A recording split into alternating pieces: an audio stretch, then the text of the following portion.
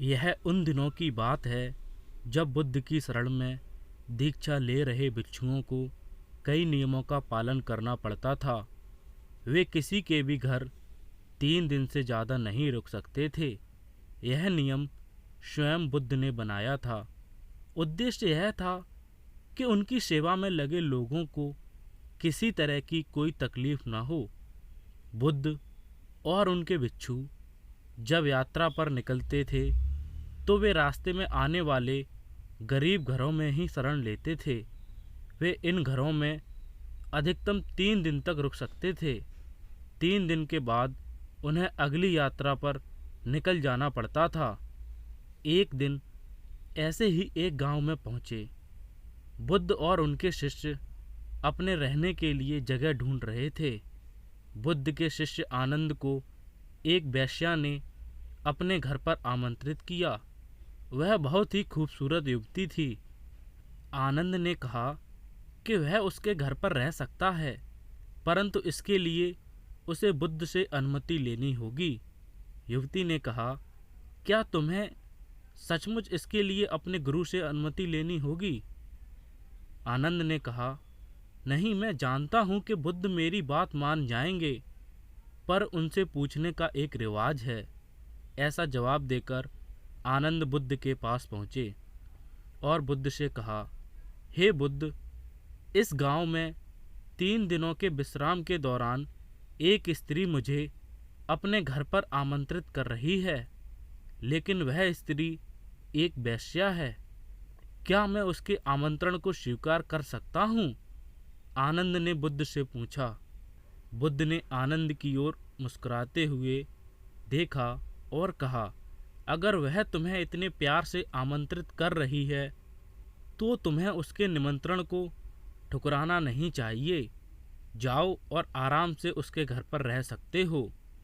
बुद्ध की यह बात दूसरे शिष्यों को गवारा न हुई। उन्होंने बुद्ध से सवाल पूछा, आप आनंद को एक वेश्या के घर कैसे भेज सकते हैं? यह भिक्षुओं के आचरण के खिलाफ है। बुद्ध ने जवाब दिया, तुम लोग थोड़ा इंतजार करो, तुम्हें 3 दिनों में अपने सवाल का जवाब मिल जाएगा। सारे शिष्य चुप हो गए। फिर आनंद अगले 3 दिनों के लिए उस वेश्या के घर रहने चले गए और बाकी के शिष्य आनंद की जासूसी में लग गए और सारी बातें बुद्ध के कान में डालने लगे। बुद्ध शालीन मुस्कान लिए चुप बने रहे।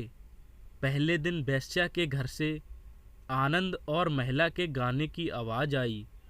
यह बहुत नई बात थी कि एक भिक्षु का वेश्या के साथ यूं गाना गाना। शिष्यों ने कहा, बस यह तो गया। पर दूसरे दिन घर से गाने के साथ नाचने की भी आवाज़ें आने लगीं। अब सारे शिष्य एक स्वर में कहने लगे, अब तो पक्का ही यह गया। तीसरे दिन तो सचमुच ही उन्होंने खिड़की से आनंद और उस महिला को नाचते गाते देख लिया। सबका यह अनुमान था कि आनंद इतनी मौज में है तो वह भिक्षुओं के साथ आगे की यात्रा पर नहीं आएगा। अगले दिन सभी भिक्षु कानाफूसी के बीच चौक पर जमा हुए। सभी ने आनंद के आने की उम्मीद छोड़ दी थी। सभी सोच रहे थे कि वह इतनी सुंदर स्त्री का साथ छोड़ भिक्षुओं के साथ क्यों आएगा, परंतु तभी सबने आनंद को एक सुंदर स्त्री के साथ आते देखा। वह सुंदर स्त्री एक महिला भिक्षुक का रूप धरे हुए थी। बुद्ध उसे देखकर मुस्कुरा रहे थे, जबकि बाकी विस्मित होकर खुले मुंह से आनंद और उस महिला भिक्षुक को ताक रहे थे। बुद्ध ने आनंद की पीठ पर हाथ रखते हुए कहा, भिक्षुओं को संबोधित किया, अगर खुद पर भरोसा है तो आपका कोई पथ भ्रष्ट नहीं कर सकता, बल्कि अगर आपका चरित्र बलवान है तो आप भ्रष्ट को भी चरित्रवान बना सकते हैं। ऐसा कहते हुए बुद्ध ने वेश्या से भिक्षुक बनी महिला का स्वागत किया और सभी लोग अपनी आगे की यात्रा पर निकल पड़े।